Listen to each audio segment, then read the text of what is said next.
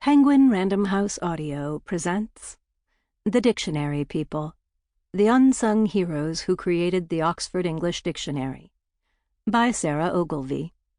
Read for you by Joan Walker and Sarah Ogilvie. To Jane, and in memory of Antoinette.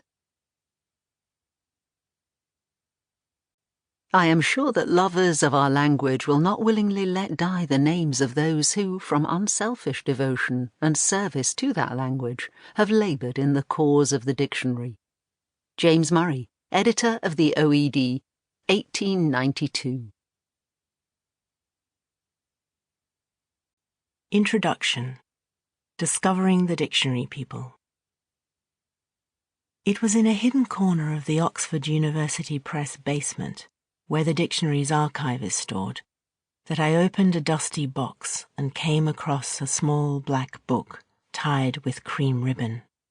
That basement archive is, strangely perhaps, one of my favourite places in the world.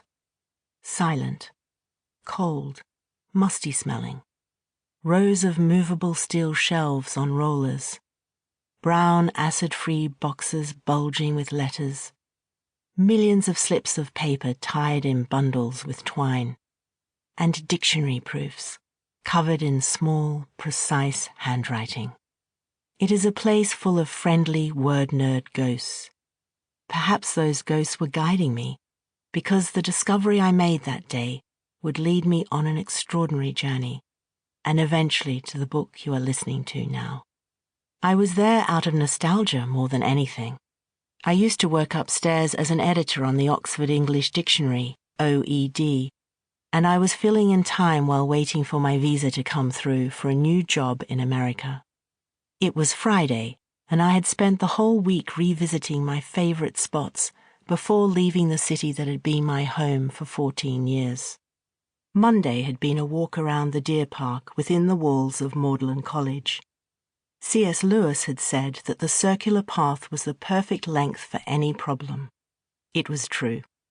The fritillaria weren't in flower, but the trees were yellow and the leaves on the ground were damp and smelled of the earth. Next, noisy Longmore Street, and past the dirty windows of where I used to live at number 13. Through a heavy gate and an arch in the old city wall, and into the vast gardens of New College, with its immaculate lawn and long border still in colour. The bells rang as I paused at the spot under the oak where the college cat, Montgomery, had been buried by the chaplain. Along the gravel path by the purple echinops, crimson dahlias, and red echinacea with their pom-pom centres. Through the grand gates of the old quad, and into the silence of the cloisters where they had filmed Harry Potter. I pushed open the door of the chapel and was immediately hit by the comforting smell of beeswax and the sound of the choir boys rehearsing. I stayed in the antechapel and sat in front of Epstein's Lazarus, rising out of the tomb and spinning free of his bandages. Tuesday was the upper reading room of the Bodleian Library. Wednesday was a secret bench against the President's Wall at Trinity College, where I used to worry about my thesis. Thursday was Wolvercote Cemetery and the resting place of my hero, James Murray, the longest-serving editor of the Oxford English Dictionary, from 1879 up to his death in 1915. The dictionary had started out with 3 men, Richard Chenevix Trench, 1807 to 1886, the Dean of Westminster Abbey, along with Herbert Coleridge, 1830 to 1861, and Frederick Furnivall, 1825 to 1910, both lawyers turned literary scholars who suggested the creation of a new dictionary. This was to be the first dictionary that described language. Until then, the major English dictionaries, such as Dr. Samuel Johnson's in the 18th century, were prescriptive texts, telling their readers what words should mean and how they should be spelt, pronounced and used. In 1857, these men proposed to the London Philological Society, one of the scholarly societies that was such a hallmark of their day, the creation of an entirely new dictionary, no patch upon old garments, but a new garment throughout. Coleridge became the first editor of the New English Dictionary, as the OED was first called, but he died 2 years into the job. Frederick Furnivall took over for 20 years, until he was replaced in 1879 by a schoolmaster in London called James Augustus Henry Murray, 1837 to 1915. Before moving to Oxford, Murray tried to combine teaching at Mill Hill School with work on the dictionary. The dictionary won out. It was at Mill Hill that Murray had started to compile the dictionary inside his house, but the vast quantities of books and slips threatened to crowd out his growing family. In time, he and his wife Ada would have 11 children. Ada eventually put her foot down, insisting that he build an iron shed in the garden and use that as his office.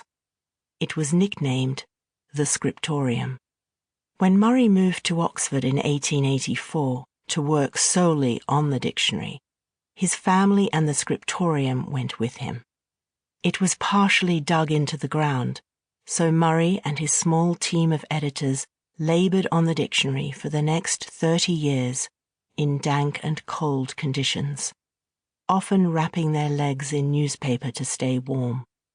Over the years, he was helped by paid editorial assistants and joined by 3 key editors who subsequently became chief editors in their own right: Henry Bradley, William Craigie, and Charles Onions. The new dictionary would trace the meaning of words across time and describe how people were actually using them. The founders, however, were smart enough to recognize that the mammoth task of finding words in their natural habitat and describing them in such a rigorous way could never be done alone by a small group of men in London or Oxford. The OED was the Wikipedia of the 19th century, a huge crowdsourcing project in which, over 70 years, between 1858 and 1928, members of the public were invited to read the books that they had to hand and to mail to the editor of the dictionary examples of how particular words were used in those books. The volunteer readers were instructed to write out the words and sentences on small 4 by 6 inch pieces of paper, known as slips.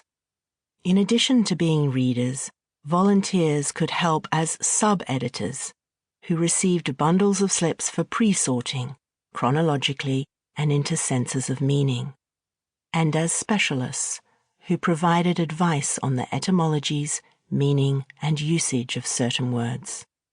Most people worked for free, but a few were paid, and the editorial assistants formed 2 groups, one under the leadership of Murray in the Scriptorium, and the other managed by Henry Bradley at the old Ashmolean building in the centre of Oxford.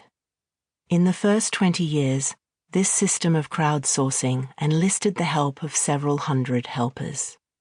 It expanded considerably under James Murray, who sent out a global appeal for people to read their local texts and send in their local words.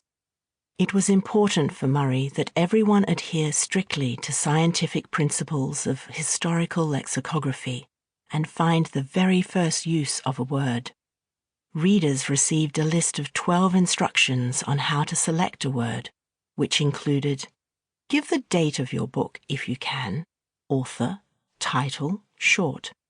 Give an exact reference, such as seems to you to be the best to enable anyone to verify your quotations. Make a quotation for every word that strikes you as rare, obsolete, old-fashioned, new, peculiar, or used in a peculiar way.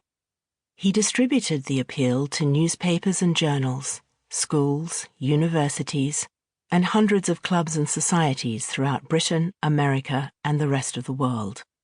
The response was massive. In order to cope with the volume of post arriving in Oxford, the Royal Mail installed a red pillar box outside Dr. Murray's house at 78 Banbury Road to receive post. It is still there today.